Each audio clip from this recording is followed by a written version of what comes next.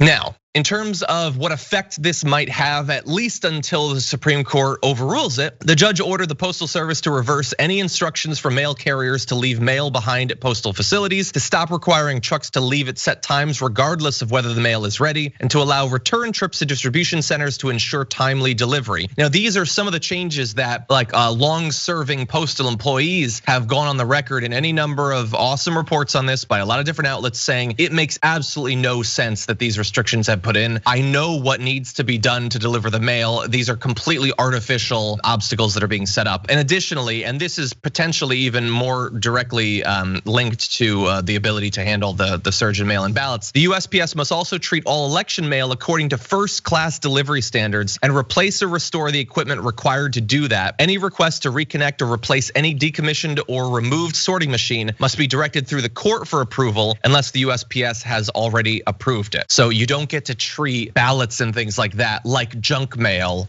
which is, again, we should be able to have some sort of bar. Make it a little bit more subtle when you're trying to stop the American people from being able to weigh in an election. I mean, a lot of junk mail is very likely first class mail anyway. But I like no, is it? I think we should, I don't know, but I think we should say that.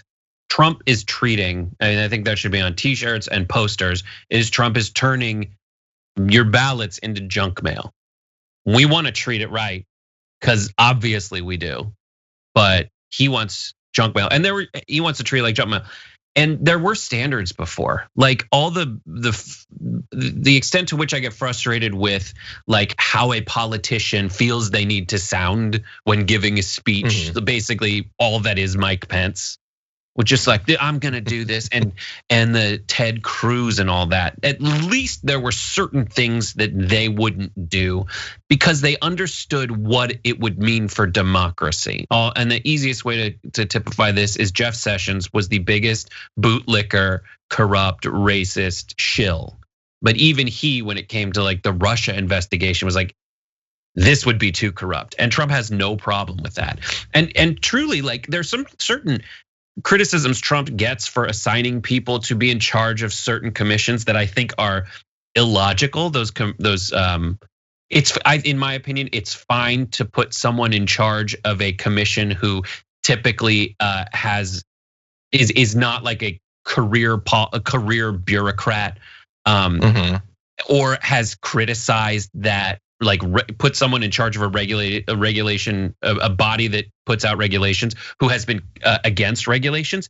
I don't think that that's enough to criticize the appointment, but so often it's people who have a vested financial interest in pulling back these regulations, and not a financial interest that relates to a bunch of other people who run businesses. Like I would put a business person in charge of certain business regulating bodies, because a lot of them, especially when it comes to small businesses, there's a lot of the regulations that affect businesses.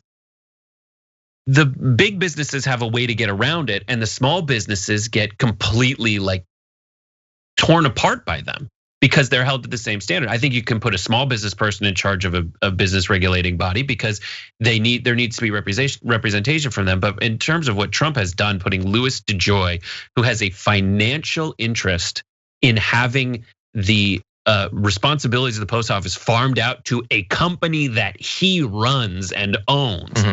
That is where we need to draw the line, because it's not just that, it's also Trump's reliance on DeJoy's personal financial interests to help Trump essentially undo the fabric of democracy, and that's not allowed.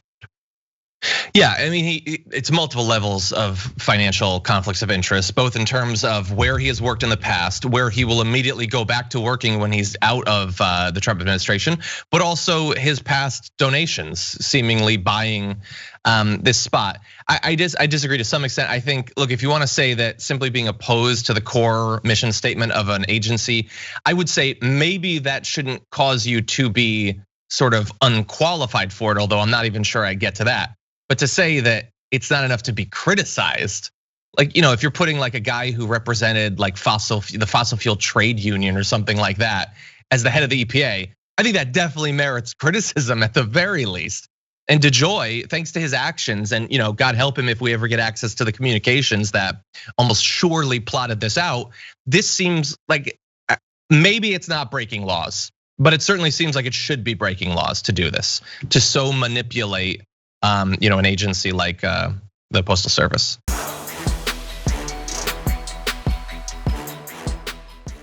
Check out the Damage Report podcast each day, wherever you get your podcasts, whether Pocket Casts or Stitcher or iTunes. You can join me as I give you the news and stories you want, with a range of co-hosts and interview guests jumping in on the fun each day. Again, that's the Damage Report, wherever you get your podcasts. And if you get them at iTunes, don't forget to rate and review. Sometimes I'll read them live on the show.